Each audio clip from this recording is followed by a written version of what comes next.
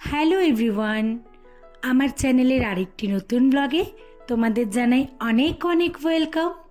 আশা করি তোমরা সবাই খুব ভালো আছো, সুস্থ আছো।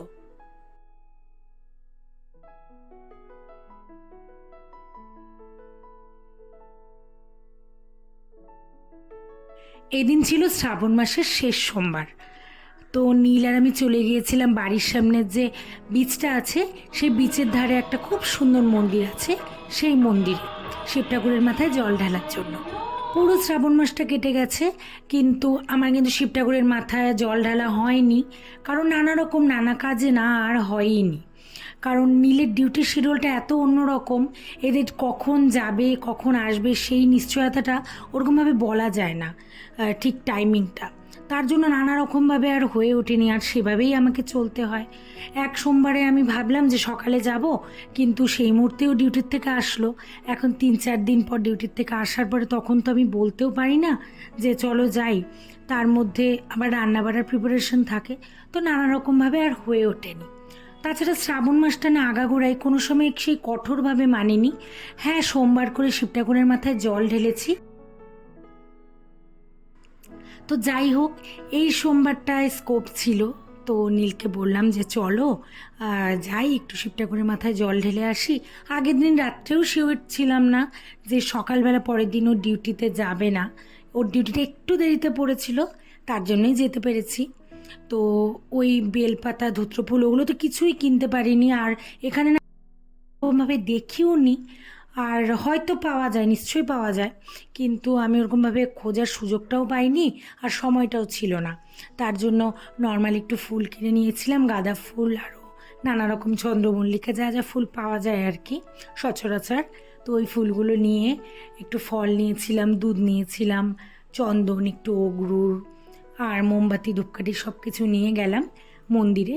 তারপর শিব ঠাকুরের মাথায় জল ঢাললাম।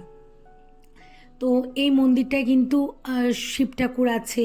বেসিক্যালি এটা বজরংবলির মন্দির, কিন্তু শিব ঠাকুর, ছোট্ট মায়ের মূর্তি, তারপর বৃন্দারানী, কৃষ্ণ ঠাকুর সবই আছে। তো সব ঠাকুরকেই একটু মোমবাতি ধূপকাঠি দেখিয়ে দিলাম। আর এই মন্দিরটা আমার সব থেকে বেশি ভালো লাগার কারণ হচ্ছে এই জায়গাটার জন্য। জাস্ট দেখো তোমরা, এই মন্দিরের এখানে দাঁড়ালে পুরো সমুদ্রটা সামনের থেকে দেখা যায়। এত ভালো লাগে না, মানে ওটা সামনের থেকে না দেখলে বোঝা যায় না। আর সেই সকালটা যে এত সুন্দর ছিল, এমনিতেই মন্দিরে গেলে মনটা এমনিই ভালো হয়ে যায়, একটা মানে চারিদিকে পজিটিভ ভাইবস থাকে। তার মধ্যে আবার সামনে এই যে সমুদ্র, উত্তাল সমুদ্র, কি যে ভালো লাগছিল, মানে কি বলবো।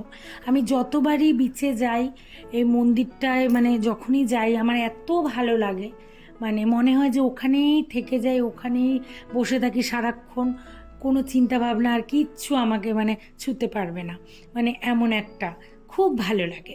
তো ওখানে কিছুক্ষণ থেকে তারপর পুজো দিয়ে তারপর বেরিয়ে নীলকে বললাম কি চলো একটুখানি বিচের ধারে একটুখানি বসি।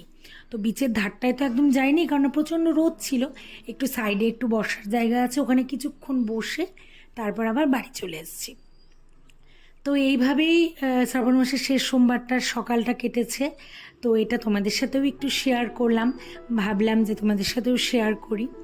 তো যাই হোক, আজকের ভিডিওটা যদি তোমাদের ভালো লাগে তাহলে অবশ্যই একটা লাইক, কমেন্ট আর আমার চ্যানেলটাকে সাবস্ক্রাইব করে দিও বন্ধুরা। খুব ভালো থেকো, সুস্থ থেকো, আর খুব তাড়াতাড়ি দেখা হবে অন্য একটা ব্লগে। ততক্ষণ পর্যন্ত কিন্তু তোমরা খুব ভালো থেকো, সুস্থ থেকো।